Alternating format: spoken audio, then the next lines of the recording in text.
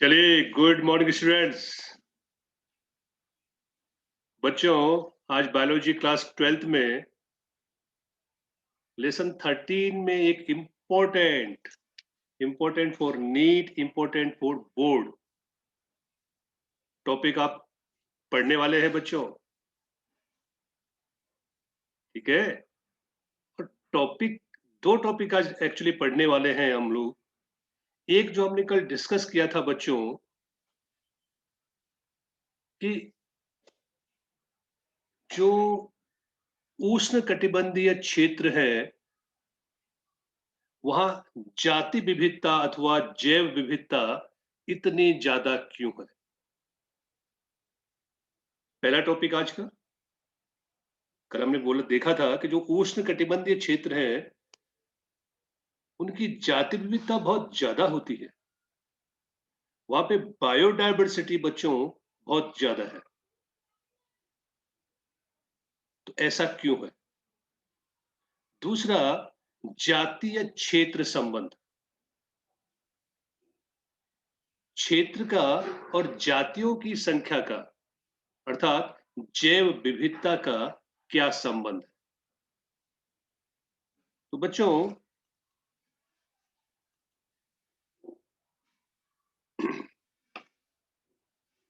दोनों topic important है और दोनों टॉपिक आपको बहुत अच्छी तरह बच्चों तैयार करने हैं। हमारा पहला टॉपिक क्या रहेगा बच्चों।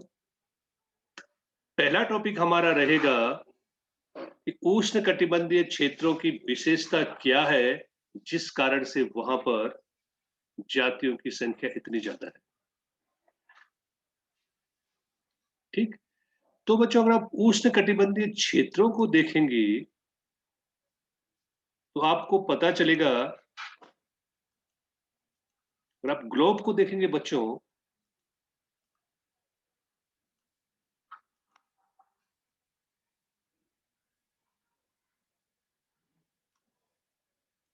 ये है 0 डिग्री अक्षांश जो हमारे ग्लोब को बीचों बीच से गुजरती है रेखा। ये 0 डिग्री अक्षांश है। यहां से 23.5 ये बच्चों नॉर्थ पोल है और ये साउथ पोल है, उत्तरी ध्रुव और दक्षिणी ध्रुव। अब ये हम ग्लोब को बच्चों वृत्त मानते हैं। वृत्त के बीचों बीच इसे विषुवत वृत्त भी कहते हैं या भूमध्य रेखा कहते हैं। भूमध्य रेखा भूमि के धरती के बीचों बीच जो रेखा गुजर रही है बच्चों, यहां से भूमध्य रेखा से 23 पॉइंट नॉर्थ और 23 point south degree, 23 degree point 5 north की ओर चले जाओ या 23.5 डिग्री साउथ की ओर आ जाओ। ये एरिया आपका है उष्ण कटिबंधीय क्षेत्र। उष्ण पता चल गया, गर्मी। यहां सूर्य की किरणें सीधी पड़ती हैं, लंबे समय तक पड़ती है और यहां मौसम लगभग प्रेडिक्टेबल होता है। प्रेडिक्ट कर सकते हो कि आज ऐसा मौसम है, 5 दिन के बाद भी ऐसा ही मौसम रहेगा। आप अनुमान लगा सकते हो। क्यों? क्योंकि यहाँ मौसमी परिवर्तन नहीं होते हैं। यहाँ साल भर मौसम एक जैसा बना रहता है, तो परिवर्तन मौसम में होते नहीं। सूर्य की किरणें सीधी पड़ती हैं, ज्यादा पड़ती है। तो बच्चों क्या है, ये जो क्षेत्र है जब विकास के दौरान लाखों सालों तक ये क्षेत्र ऐसा का ऐसा रहा। इस क्षेत्र में किसी भी प्रकार का डिस्टरबेंस नहीं होता है। अगर डिस्टरबेंस नहीं, अगर किसी प्रकार की बाधा नहीं है तो ये जाति उत्पन्न होने के लिए अनुकूल है। क्योंकि ये क्षेत्र मौसमी बाधाओं से बच्चों दूर है। विकास के दौरान भी और आज भी मौसमी जो बाधाएं हैं उनसे बिल्कुल दूर है।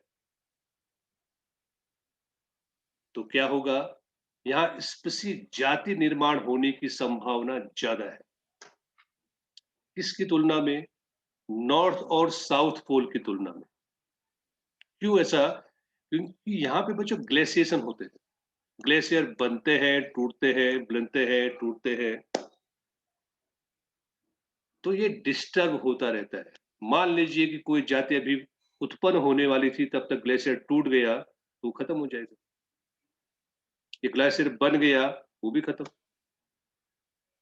तो क्योंकि यहाँ पे नॉर्थ और साउथ पोल है, इसके ऊपर क्षेत्र में बच्चों आप जाओ, शीतोष्ण है, समशीतोष्ण है, इस प्रदेश में आप जाओ तो क्या होगा?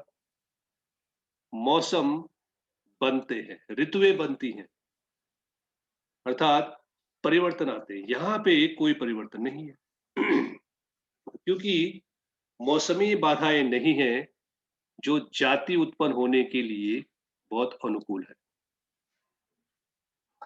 ठीक है, तो पहला क्या? यहाँ पे किसी भी प्रकार का कोई पर्यावरणीय जो अवरोध है, बाधाएं, वो नहीं है। मौसमी अवरोध नहीं है। सूर्य की किरणें सीधी पड़ती है, जिससे उत्पादकता इस क्षेत्र की ज्यादा होती है। उत्पादकता ज्यादा, तो जातियों की संख्या भी बच्चों ज्यादा होती है। ये कुछ रीजन है किसके लिए, जो ये बताते हैं कि जो उष्ण कटिबंधीय क्षेत्र है बच्चों, वहां जातियों की संख्या ज्यादा होती है। उष्ण कटिबंध से आप ध्रुवीय प्रदेश की ओर जाओ बच्चों, नॉर्थ पोल या साउथ पोल, कहीं भी जाओ, जातियों की संख्या घटेगी। इंपॉर्टेंट क्वेश्चन याद रखना है। भूमध्य रेखा से ध्रुवों की ओर जाने पर जातियों की संख्या घटेगी, जबकि किसी भी ध्रुव से, उत्तरी अथवा दक्षिणी ध्रुव से उष्ण कटिबंधीय क्षेत्र अथवा भूमध्य रेखा की ओर आने पर जातियों की संख्या बढ़ेगी, याद रखना है। और यही चीज आपने तापमान में भी देखा था 13वें लेसन में। ठीक है, तापमान और जाति विविधता दोनों को आप कोरिलेट कर सकते हो। ठीक है बच्चों, चलिए, तो ये था बच्चों आपका जो टॉपिक था, ये वाला, कि उष्ण कटिबंध में ऐसा क्या विशेष है जिसके कारण उसमें अधिक जैव विविधता है। तो आपको बता दिया है, जाति उद्भवन, स्पेसिएशन, इस समय का कार्य है, और ये समय लगातार एक जैसा है। उष्ण कटिबंधीय क्षेत्र लाखों वर्षों से आबादित है, यहाँ पे किसी प्रकार की कोई बाधा नहीं है। तो विकास और जाति के निर्माण के लिए बच्चों क्या मिलेगा? समय मिलेगा। आपको बता दिया था, बहुत कम मौसम में परिवर्तन है, मौसम बनते ही नहीं है, जिस कारण पर्यावरण निकेत विशिष्टीकरण, निक स्पेशलाइजेशन को प्रोत्साहित करता है, जिससे क्या होगा? जातियों की संख्या बढ़ेगी। एक ही एरिया में बच्चों, एक आवास में अलग अलग जगह पे आप रह रहे हैं, तो उस आवास में आपकी भूमिका बदल रही है, और वही है निक स्पेशलाइजेशन। उष्ण कटिबंध में बहुत ज्यादा सौर ऊर्जा है। गर्मी में, मई में, जून में आप 12 बजे देखना, सीधा जो सूर्य की किरणें सीधी पड़ती हैं, आपकी परेशानी नहीं बनेगी। यहाँ पे ऐसे ही होता है। या इसलिए यहाँ पे बच्चों कैनोपी बनते हैं। सूर्य की किरणें सीधी पड़ती हैं, वनस्पतियों में अधिक से अधिक प्रकाश को प्राप्त करने के लिए कंपटीशन होता है। ठीक है, तो ये कुछ कारण है जो जैव विविधता को बहुत ज्यादा बढ़ा देते हैं। कहाँ पे? उष्ण कटिबंध। पहला टॉपिक समझ में आया बच्चों? हाँ, समझ में आया है तो लाइक और शेयर करना बच्चों। सब्सक्राइब तो आपने किया है, नहीं किया तो कीजिए। इंपॉर्टेंट टॉपिक है, और मैं उसी का वीडियो बनाता हूँ जो कि आपके इंपॉर्टेंट होते हैं। दूसरा टॉपिक हम पढ़ेंगे बच्चों, जाति क्षेत्र संबंध, स्पीसीज एरिया रिलेशनशिप। अब स्पीसीज एरिया रिलेशनशिप में क्या होगा, जातीय क्षेत्र संबंध में क्या होगा, एक सिंपल सा मैं आपको एग्जांपल देता हूं। आप मान लीजिए इस एरिया में है, ये छोटा एरिया है, तो जातियों की संख्या भी कम होगी। आप अपने घर के अंदर बैठे हैं, तो घर के अंदर एक आप है और एक दो जैसे मान लीजिए कोई आपने एक्वेरियम रखा है, तो दो एक दो फिशें हैं। हो सकता है आपने कोई पेट पाला हो, शेर पाला हो, तो एक जाति वो होगी, चलिए मान लिया। आपने टाइगर भी पाला है, तो चले पेट 2-3 आपकी जाति आपके घर में है।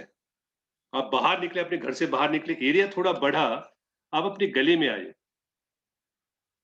वहाँ आपने देखा कि पेड़ है, बहुत सारी उस पेड़ पे पक्षियाँ हैं, गाय भी घूम रही है, कुत्ते भी घूम रहे हैं, बिल्लियाँ भी घूम रही हैं, चूहे दौड़ रहे हैं, अर्थात जातियों की संख्या बढ़ी। एरिया बढ़ा, तो जातियों की संख्या बढ़ी। आप गली से निकल के मोहल्ले में आ गए, जातियों की संख्या और ज़्यादा बढ़ जाएगी। और आप पूरे सिटी में चले गए, ठीक है?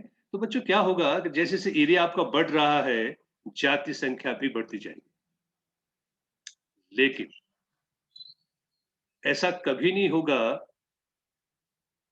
कि एरिया बढ़ते-बढ़ते जातियों की संख्या भी उसी अनुपात में बढ़े, जिस अनुपात में पहले बढ़ी थी। जातियों की संख्या बच्चों देखिए, आपको ऐसा नहीं है कि अगर आप घर में अगर मनुष्य है तो एक जाति है, बाहर गए मनुष्य वही है, वो वृद्धि नहीं हुई। घर में आपके पास मान लीजिए आपके घर में आप है, 2 फिश हैं, 2 अलग-अलग जाति की फिश हैं और एक आपका डॉग है, तो घर में आपकी 4 जातियाँ हुई। बाहर गए, 4 और जातियाँ बढ़ी, आपके अलावा और बाहर गए, 4 और जातियाँ बढ़ी, उनके अलावा। लेकिन आप देखेंगे कि धीरे-धीरे क्या हो रहा है, एरिया बढ़ने पर जातियों की संख्या उतनी तेज़ी से नहीं बढ़ी जितनी तेज़ी से पहले बढ़ी थी। मान लीजिए यहाँ पर ये एरिया ए है और यहाँ पे जातियों की संख्या 4 है। एरिया बी है और यहाँ पे जातियों की संख्या 8 हो गई, तो 4 बढ़ गई। एरिया सी आया, यहाँ पे जातियों की संख्या 12 हो गई। मान लीजिए आप एरिया को डबल करते जा रहे हैं। एरिया आप डबल कर रहे हैं। यहाँ पे मान लीजिए 4 मीटर था, 4 मीटर स्क्वायर। यहाँ पे आपका एरिया है 8 मीटर स्क्वायर। यहाँ पे आया 12, फिर आप चले गए 16 में, लेकिन जाति की जो संख्या थी अब बढ़ना कितना चाहिए था? 4 से 8, 8 से बच्चों 16 हुआ, 16 से 32 होना चाहिए था। लेकिन ये जो डी एरिया है, वहाँ पर केवल जातियों की संख्या 32 के बजाय 18 ही हुई। पहले जाति कितनी थी? 4 थी, फिर 8 हुई तो 4 बढ़ी, फिर 12 हुई तो 4 और बढ़ी। लेकिन अब एरिया डबल हुआ, लेकिन जातियों की संख्या डबल नहीं हुई, जातियाँ केवल 2 बढ़ी है। मैथमेटिकली बढ़नी कितनी चाहिए थी? 4 बढ़नी चाहिए थी, लेकिन बढ़ी कितनी है? 2 बढ़ी है, अर्थात कमी कितने की हुई है? 2 की कमी हुई। इसे रिग्रेशन कहते हैं बच्चों, पढ़ेंगे अभी। तो जातीय क्षेत्र संबंध बहुत सिंपल टॉपिक है। आपका जो रिसर्च का क्षेत्र है, आपका जो अध्ययन का क्षेत्र है, अन्वेषण का क्षेत्र है, वो अगर बढ़ता जाएगा, तो जातियों की संख्या भी बढ़ेगी, लेकिन एक निश्चित सीमा तक। उस सीमा के बाद क्या होगा? पहले तो जातियों की संख्या जिस तेजी से बढ़ रही थी, उस तेजी से नहीं बढ़ेगी, उसमें रिग्रेशन आएगा, उसमें कमी आएगी। दूसरा, एक निश्चित समय के बाद जातियों की संख्या बढ़ना बंद हो जाएगी, ठीक है? अब ये जातीय क्षेत्र संबंध बच्चों स्थापित किसने किया होगा? तो एक साइंटिस्ट तो एक नेचुरलिस्ट थे, प्रकृतिवादी थे और भूगोल शास्त्री थे, अलेक्जेंडर वॉन हम्बोल्ट। कौन? Alexander von Humboldt. उन्होंने क्या किया बच्चों, दक्षिण अमेरिका के जंगलों को अपना अन्वेषण का क्षेत्र, अपना रिसर्च का क्षेत्र बनाया। दक्षिण अमेरिका के जंगल किसने? अलेक्जेंडर वॉन हम्बोल्ट, याद रखना है, जातीय क्षेत्र संबंध के लिए। और उन्होंने देखा कि जैसे जैसे आपका जो रिसर्च का क्षेत्र है वो बढ़ रहा है, वैसे वैसे जातियों की संख्या भी बढ़ रही। अर्थात एरिया बढ़ने पर जातियों की संख्या बढ़ेगी। लेकिन ये जो संख्या बढ़ रही है, ये एक निश्चित सीमा तक ही होगा, क्योंकि उसके बाद एरिया बढ़ने पर भी जातियों की संख्या नहीं बढ़ेगी। एग्जाम्पल एक और देख लेते हैं। बच्चों, आप अपने खेत, मान लीजिए आपके गांव में खेत हैं, हरे भरे खेत हैं। चलिए, ये खेत आपका है, ये हमने इसको एरिया में बांट दी। ये 4 स्क्वायर यार्ड, ठीक है, स्क्वायर। फिर आप 4 से आप गए 8 पे, 8 से गए 12 पे, आप इसको डबल कर रहे हो। तो जैसे जैसे आप एरिया बढ़ा रहे हो, ये 8 स्क्वायर यार्ड है, ये 16 स्क्वायर यार्ड। आपने खेत में कुछ बोया है। यहाँ पे जातियों की संख्या बच्चों, गेहूं है, उसके साथ जौ बो रखा आपने। यहाँ पे मान लीजिए जातियों की संख्या आपको 4 दिखी। इकोलॉजी का प्रैक्टिकल है, प्रैक्टिकल है, इकोलॉजी का प्रैक्टिकल है। 4 यहाँ गए, एरिया आपने दुगना किया, हो सकता है स्पीसीज 8 हो जाए। मतलब 4 पहले थी और 4 और बढ़ी है, तो टोटल इसमें कितने की वृद्धि हुई है? 4 की वृद्धि हुई है। जितना पहले था उसका डबल हो गया। लेकिन आपने एरिया और दुगना कर दिया, 8 स्क्वायर यार्ड का 16 स्क्वायर यार्ड कर दिया। अब यहाँ पे केवल 10 स्पीसीज आपको मिल रही है। 4 पहले थी, 4 और आई थी, लेकिन अब केवल कितना बढ़ रहा है? अब केवल बच्चों 2 बढ़ रहा है। पहले वृद्धि हो रही थी 4-4 की, अब वृद्धि हो रही है केवल 2 की। जिस अनुपात में आपका एरिया आपने डबल किया है, उस अनुपात में बच्चों क्या नहीं होगा? जातियों की संख्या नहीं बढ़ रही है। इसी को आप रिग्रेशन कहेंगे। कुछ समय के बाद यह होगा क्या कि ये भी नहीं बढ़ेंगे, वो 10 के 10 फिक्स हो जाएंगे। अब अगर आप एक ग्राफ बनाए, किसके बीच में? जाति वृद्धि और क्षेत्र के बीच में, तो नॉर्मली बच्चों ये ग्राफ आपको सीधी लाइन में मिलेगा। ये एरिया है और ये नंबर ऑफ स्पीसीज है, नंबर ऑफ स्पीसीज, जातियों की संख्या।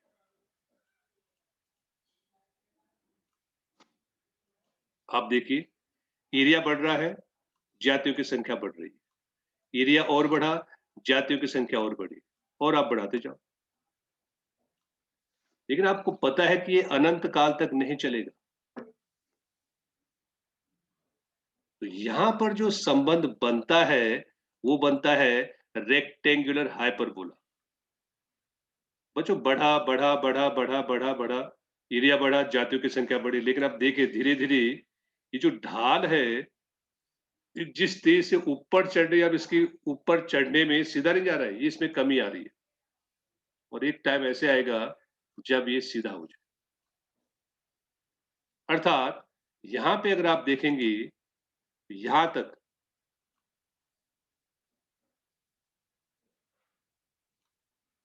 जातियों की संख्या बढ़ी एरिया बढ़ने पर, लेकिन उसके बाद क्या हुआ बच्चों? जातियों की संख्या नहीं बढ़ रही है एरिया बढ़ने पर भी। आपने एरिया और बढ़ा दिया, अब ये नहीं बढ़ रहा है। ठीक? यहाँ पहले 2 थे, फिर 4, फिर 8, फिर 10, 4 देखो 2 से स्पेसी जाति 4 हुई, 4 से 8 हुई, 8 से 12 हुई, लेकिन अब 12 से या सॉरी 2 से 4, 4 से 8, 8 से 16, अब 16 से 32 नहीं हुई, 16 से 20 हो रही है देखो।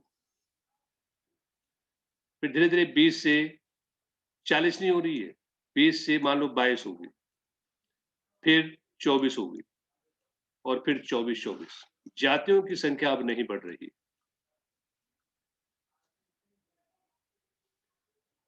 जिस अनुपात में पहले बढ़ रहा था, क्या हुआ था? 2 जातियाँ थी, इतने क्षेत्रफल में, यहाँ पे 4 आ गए, डबल हो गए, क्षेत्रफल डबल, जातियाँ डबल, 8 हो गया, 16 हो गया, अब 32 होनी चाहिए थी, लेकिन 32 होने के बजाय ये हो गया है 20। होना चाहिए था मैथमेटिकली होना चाहिए था 32, 2 से 4, 4 से 8, 8 से 16, 16 से 32, लेकिन 32 की बजाय बच्चों ये हो गई है 20, यानी 32 में से 20 आप माइनस कर दो, कितना होगा? ये 12। मैथमेटिकली गणितीय रूप से 12 जातियाँ कम हो गई है और जातियों की इस कमी को बच्चों हम रिग्रेशन कहते हैं, ठीक है? अब इसके लिए बच्चों क्या करेंगे? देखिए,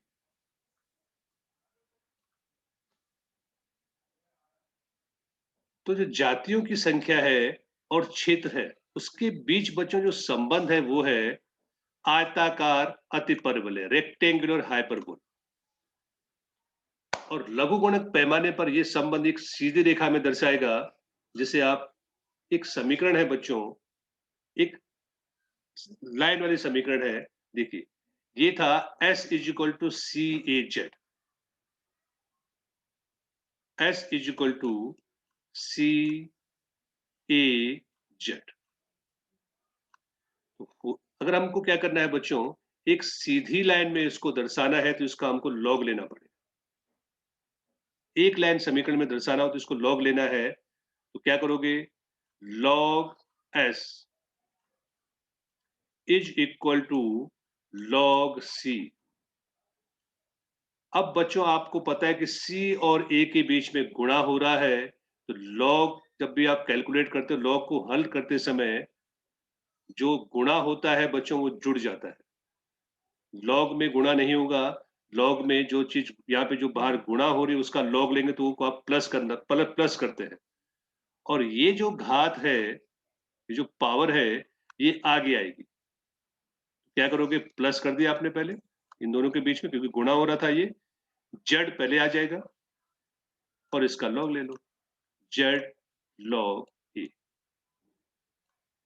जब भी लॉग को कैलकुलेट करते हैं तो जो घात होती है वो लॉग से पहले आएगी और गुणा होता है तो लॉग में वो प्लस होता है।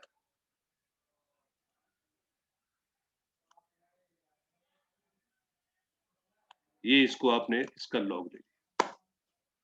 अब करना क्या है बच्चों? लॉग एस का लॉग ए के अपोजिट आप ग्राफ बनाओगे।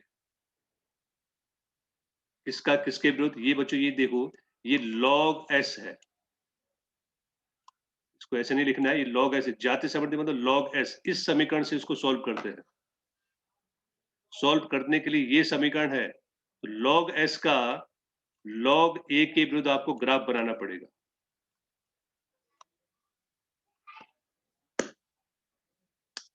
ठीक है? लॉग किसका किसके विरुद्ध? लॉग एस का लॉग ए के विरुद्ध। अब बच्चों दो चीजें आपको निकालनी है, एक सी निकालना पड़ेगा और एक जड़ निकालना पड़ेगा। सी, लॉग सी जो होता है बच्चों, ये इंटरसेप्ट से पता चलता है। जहाँ पे ये 2 पैमाने एक दूसरे को क्रॉस करेंगे बच्चों, जैसे यहाँ पे ये 2 क्रॉस कर रहे हैं, तो ये log C का मान याद रखना, ठीक है? ये log C यानी ये क्या है? अंतःखंड, कहाँ से आएगा? y माइनस अंतःखंड, ये जो है ना ये C, इससे y आएगा और y से आप अंतःखंड, ये y है बच्चों, y से आप क्या करो अंतःखंड घटाओगे, तो तब आपको log C का मान मिलेगा। जड़, जड़ हमेशा बच्चों जो ये जड़ है, ये ढाल से आपको पता चलेगा। जो ढाल होगी, वहां से आपको जड़ का पता चलेगा। और इसी जड़ को समाश्रयण गुणांक अथवा रिग्रेशन कोफिशिएंट कहते हैं।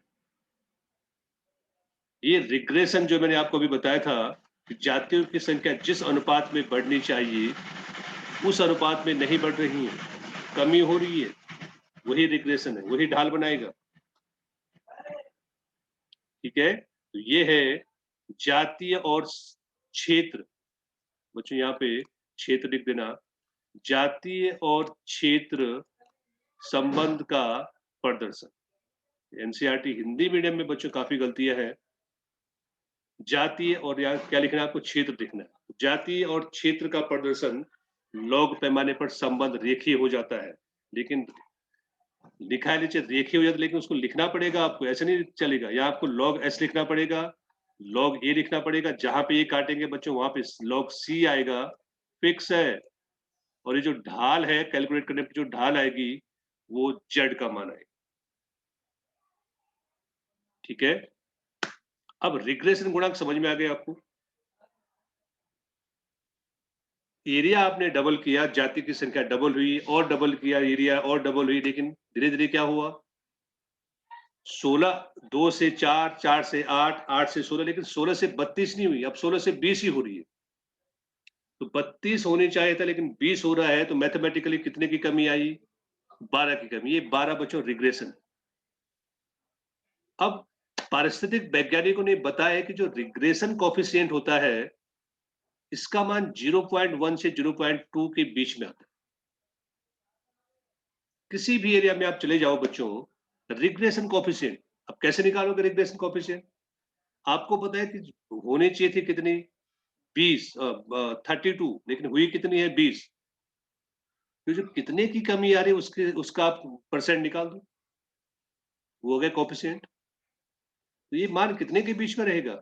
ये रहेगा 0.1 से 0.2 के बीच। भले ही वर्गीकीय समूह अथवा क्षेत्र, कोई भी क्षेत्र, चाहे आप ब्रिटेन के पौधों की बात, पादपों की बात करो, कैलिफोर्निया के पक्षियों की बात करो, या न्यूयॉर्क के मोलस्क की बात करो, कुछ भी हो, जो रिग्रेशन लाइन है उसका ढाल एक जैसा होता है। रिग्रेशन कोएफिशिएंट एक जैसा होगा। ठीक है? लेकिन यदि हम किसी बड़े समूह जैसे संपूर्ण महाद्वीप के जातीय क्षेत्र संबंध का विश्लेषण करते हैं, तो ज्ञात होता है कि समाश्रय मिश्रण की ढाल तीव्रता से सीधी खड़ी तिरछी हो जाएगी, क्योंकि इसका मान 0.1 नहीं, 0.6 से 1.2 होता है। मतलब जातियों की संख्या बहुत ज्यादा कम होती है एरिया बढ़ने पर।